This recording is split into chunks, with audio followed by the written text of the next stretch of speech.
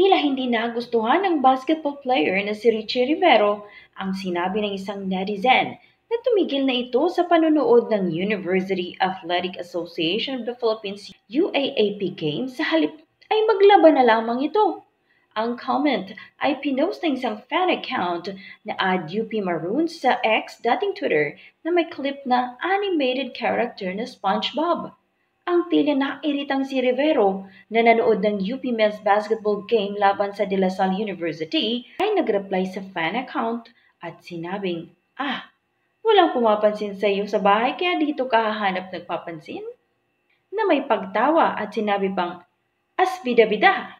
Bagamat hindi na sinagot pa ng netizen ang reply ni Rivero, lumalabas na tila ito'y base sa unang sinabi ng ex-girlfriend nitong si Andrea Brillantes sa YouTube vlog nito na sinabi namang, minsan, kung hirap kang mag-move on, kailangan mo talagang isipin ang mga bagay na iiyakan ko ba yung lalaking hindi nagpapalaundry ng isang taon? Walang pinangalanan si Brillantes sa naging statement niya. Subalit palagay ng fans na patungkol ito sa kanyang ex-BF na si Rivero.